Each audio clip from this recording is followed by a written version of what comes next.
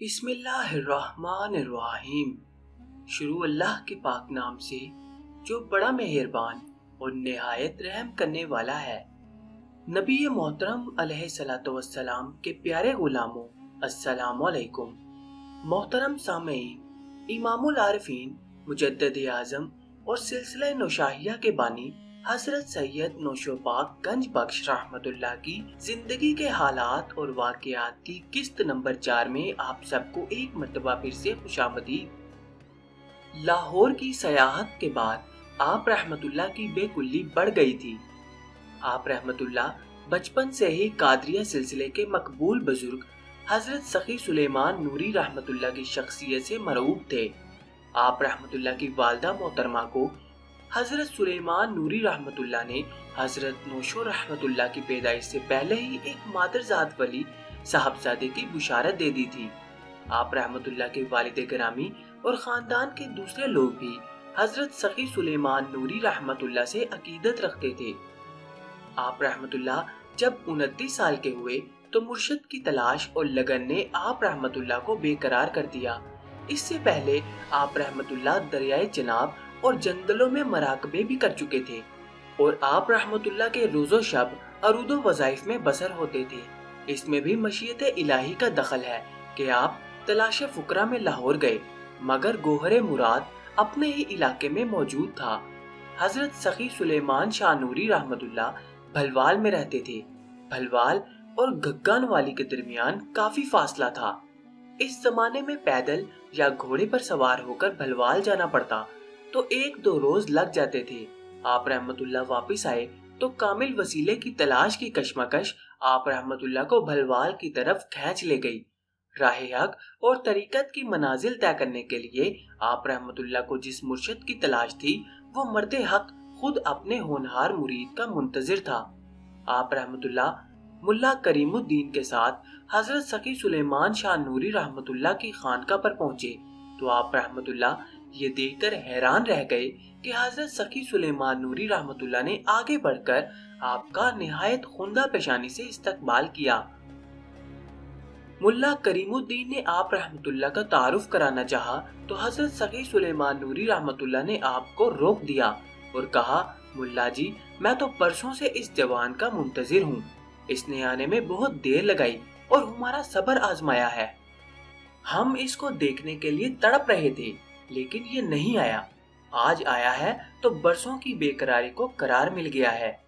حضرت سخی سلیمان نوری رحمت اللہ نے آپ رحمت اللہ کو گلے سے لگا کر بھینچا اور انتہائی پدرانہ شفقت کے ساتھ نگاہ ڈالی اور کہا، اے میرے فرزند، تو نے اتنی دیر کیوں لگا دی؟ حضرت نوشو گنج بخش رحمت اللہ آپ کی نگاہوں کی تاب نہ لا سکے اور آپ رحمت اللہ کی حالت تبدیل ہو گئی۔ آپ رحمت اللہ کوئی جواب نہ دے سکے۔ حضرت سخی سلیمان نوری رحمت اللہ نے حضرت نوشو گنج بخش رحمت اللہ سے فقیرانہ انداز میں بیعت لی اور کہا، ایمانت با ایمانت دار سید۔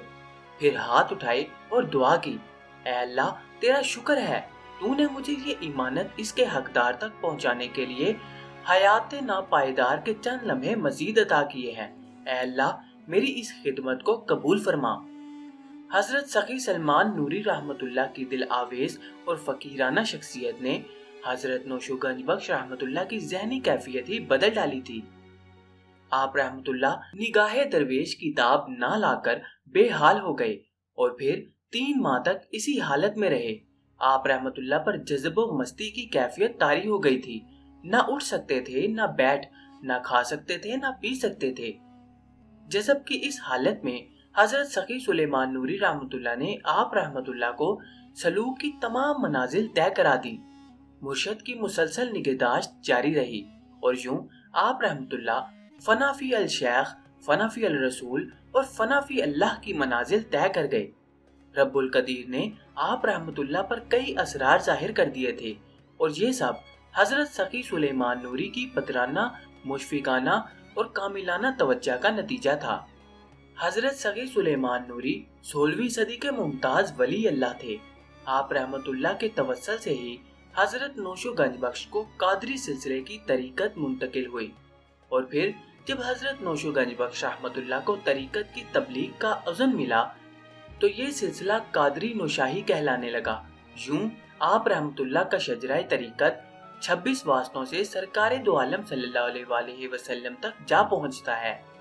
مرشد کامل ہو تو اپنے مریدین کا ہمہ وقت خیال رکھتا ہے، اور مرید درجہ ولایت پر فائز ہو تو مرشد اپنے ہاتھوں سے اپنے اس مرید کو عزیز جان بنا لیتا ہے۔ حضرت خواجہ سلیمان نوری رحمت اللہ کو حضرت نوشو رحمت اللہ سے بے حد لگاؤ تھا، اور آپ رحمت اللہ کی آمد پر اٹھ کر ان کا استقبال کرتے تھے۔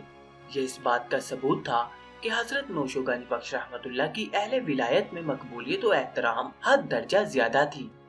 حضرت سخی سلیمان نوری اپنے مریدین کو حضرت نوشو گنج بخش رحمت اللہ کے کردار اور ان کی پاک بازی کی مثالیں دیا کرتے تھے، اور کہا کرتے تھے، دیکھو اس نوجوان نے کس قدر محنت سے ریاضت کی ہے، اور آج یہ ہم سے بھی آگے نکل گیا ہے۔ نوشو رحمت اللہ ہمارے لیے فخر و اثبات کا باعث ہے۔ آپ رحمت اللہ لوگوں کو خوش لباسی اور پاکیزگی کا درس دیتے۔ ایک روز آپ رحمت اللہ نے حضرت نوشو رحمت اللہ سے کہا، نوشو جی، آپ رحمت اللہ کو یاد نہیں ہوگا، مگر ہم آپ کو بتا دیتے ہیں کہ اولیاء اللہ کی پاکیزگی کا دربار الہی میں کیا مقام ہے۔ آپ رحمت اللہ نے ابھی گھٹنوں کے بل رینگنا شروع کیا تھا۔ آپ رحمت اللہ کی والدہ محترمہ گھر کے کام کاج میں مصروف ہو جاتی تھی تو آپ صحن میں رینگنے لگتے۔ آپ رحمت اللہ کے گھر میں بھینسیں بھی تھیں، ان کے فضلے کی وجہ سے صحن ناپاک ہو جاتا تھا۔